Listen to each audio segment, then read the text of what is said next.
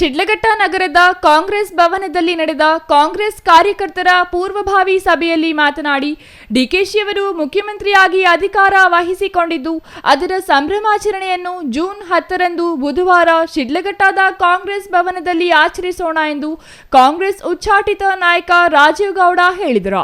ಬೃಹತ್ ಕೇಕ್ ಕತ್ತರಿಸಿ ಹಂಚಿಕೆ ನಂತರ ಸುಮಾರು 10,000 ಮಂದಿಗೆ ಮಾಂಸದಾಹಾರ ಊಟವನ್ನು ಉಣಬಡಿಸಲು ಸಭೆಯಲ್ಲಿ ತೀರ್ಮಾನಿಸಲಾಯಿತು.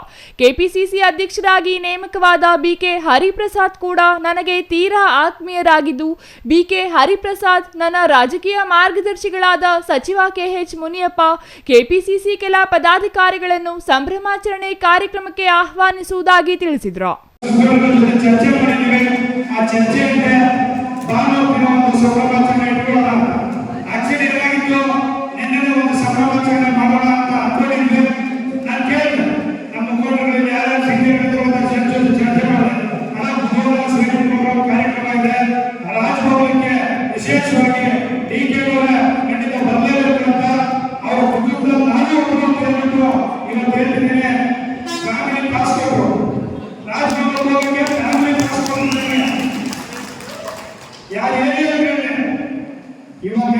ಕಾಂಗ್ರೆಸ್ ಪಕ್ಷದಲ್ಲಿ ಕಷ್ಟಪಟ್ಟವರಿಂದ ಖಂಡಿತವಾಗ್ಲೂ ಅವಕಾಶ ಬರುತ್ತೆ.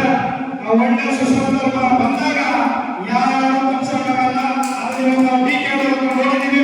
ಒಳ್ಳೆ ಸಮಯ ಬಂತು, ಮುಖ್ಯಮಂತ್ರಿಗಳಾಗಿದ್ದಾರೆ.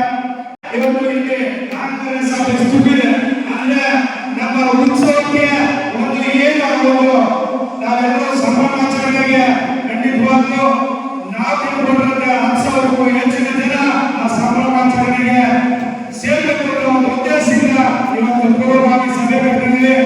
ನಗರದ ಪ್ರತಿ ವಾರ್ಡ್ನಿಂದಲೂ ಕನಿಷ್ಠ 200 ಮಂದಿ, ಪ್ರತಿ ಗ್ರಾಮದಿಂದಲೂ ಹೆಚ್ಚಿನ ಸಂಖ್ಯೆಯಲ್ಲಿ ಕಾಂಗ್ರೆಸ್ ಕಾರ್ಯಕರ್ತರು ಆಗಮಿಸಬೇಕೆಂದು ಮನವಿ ಮಾಡಿದರು. ಖುದ್ದು ನಾನೇ ಪಕ್ಷದ ಎಲ್ಲಾ ಮುಖಂಡರನ್ನು ಕಾರ್ಯಕ್ರಮಕ್ಕೆ ಆಹ್ವಾನಿಸುತ್ತೇನೆ. ಪಕ್ಷದ ಹಿರಿಯರು ಬಂದಾಗ ಹೆಚ್ಚಿನ ಸಂಖ್ಯೆಯಲ್ಲಿ ನಾವು ಸೇರಿ ಪಕ್ಷದ ಒಗ್ಗಟ್ಟನ್ನು ಪ್ರದರ್ಶಿಸಬೇಕೆಂದು ಕೋರಿದರು.